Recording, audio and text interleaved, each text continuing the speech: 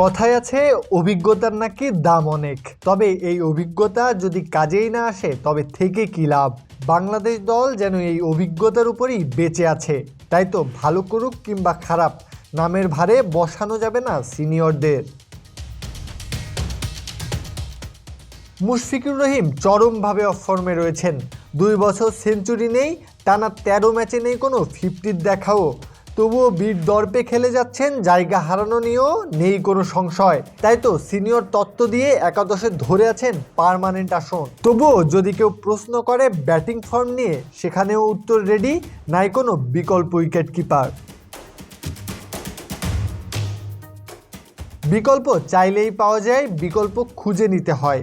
স্কোয়াডে থাকা Zakir Ali wicket keeping করেন, নুরুল হাসানের কিপিং দক্ষতা সবারই জানা, তবুও তারা থাকেন দলের রাডারের অনেক বাইরে।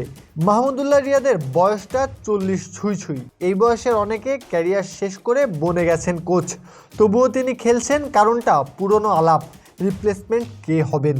বাংলাদেশের ক্রিকেট পিছিয়ে থাকার কারণ আলাদা করে কি আর বলার বাকি আছে। ভারতের সাবেক ক্রিকেটার দীনেশ কার্তিক তো বলেই দিলেন, তারা প্রায় 16-17 বছর একসাথে খেলছে, কিন্তু তাদের দেশের জন্য কিছুই জিততে পারেনি। তাহলে তাদের খেলানোর লাভটা কি? পৃথিবীর কোথাও এমন নেই অফ ফর্মে থাকা কোনো ক্রিকেটার শুধুমাত্র সিনিয়র কোটায় দলে সুযোগ পান। তাই তো বাংলাদেশের ম্যানেজমেন্ট যেন পৃথিবীর অষ্টম আশ্চর্য। বাংলাদেশ দলের সাবেক এক কোচের মতে দেশের সিনিয়র প্লেয়াররা নাকি নতুন বলে খেলতে চান না। তাই তো বলা যায় বাংলাদেশ ন্যাশনাল টিম যেন প্রাইমারি স্কুল, শিক্ষার্থীরা এখানে এসেই যেন শেখেন ব্যাট বলের হাতে খড়ি। বিশ্ব ক্রিকেট যতটা এগিয়ে গেছে, উন্নত হচ্ছে, বাংলাদেশ যেন ততটাই পেছনে পড়ে যাচ্ছে। সিনিয়র তত্ত্ব কিংবা অভিজ্ঞতা কোটার কারণে কি দায়ী নয় এই অবস্থার জন্য?